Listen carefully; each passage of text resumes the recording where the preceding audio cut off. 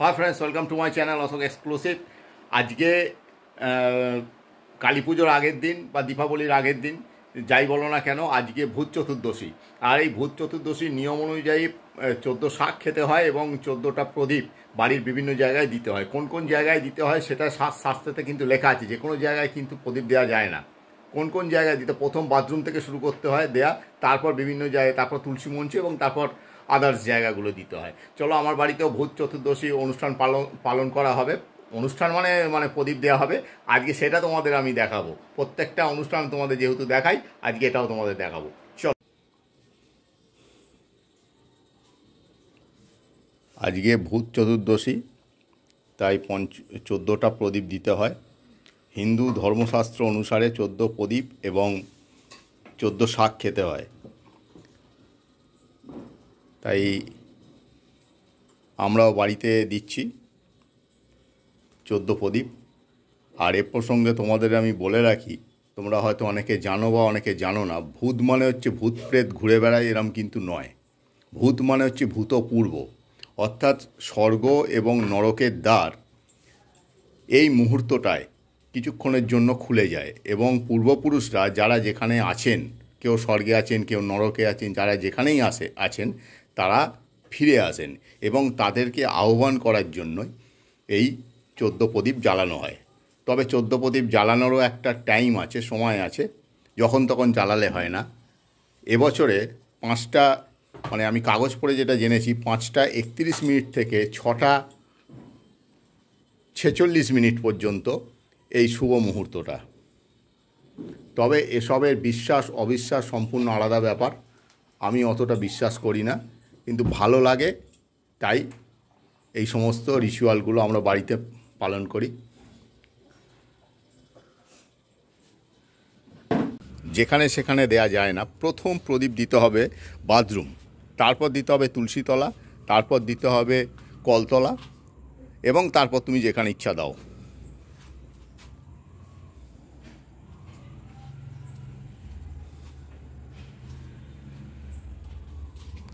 এই তুলসীতলা দেয়া হচ্ছে।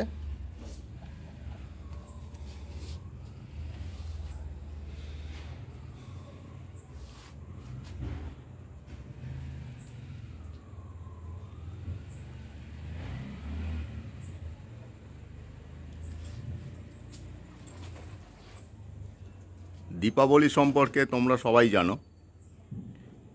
দীপাবলি হচ্ছে এমন একটা উৎসব যেই দিন রামচন্দ্র 14 বছর বনবাস কাটিয়ে অযোধ্যায় ফিরে এসেছিল এবং তাকে স্বাগত জানিয়েছিল হাজার হাজার অযোধ্যাবাসী তাদের প্রিয় রাজাকে। এবং সারা অযোধ্যা প্রদীপে, তখন তো ইলেকট্রিক ছিল না, প্রদীপের আলোয় মুড়ে দেওয়া হয়েছিল। সেই সময়টাকেই বলা হয় দীপাবলি।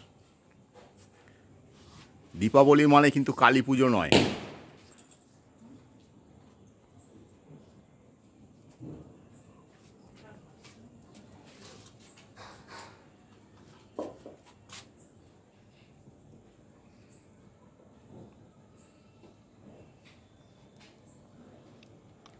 বাড়িতেও কিছু লাইট লাগিয়েছি, সবাই যেমন লাগায় আমিও লাগিয়েছি। কিছু লাইট জ্বলেছে, কিছু লাইট জ্বলেনি, কিছু লাইট খারাপ হয়ে গেছে।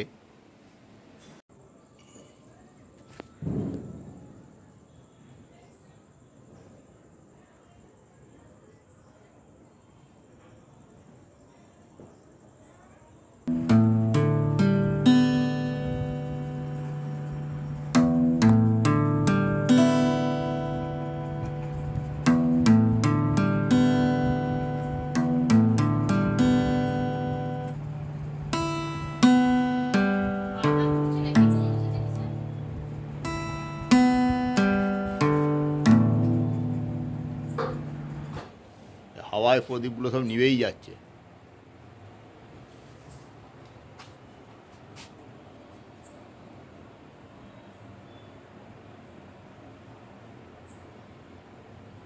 চোদ্দোটা প্রদীপ দেওয়া হয়েছে, হাওয়াতে নিভেই আছে।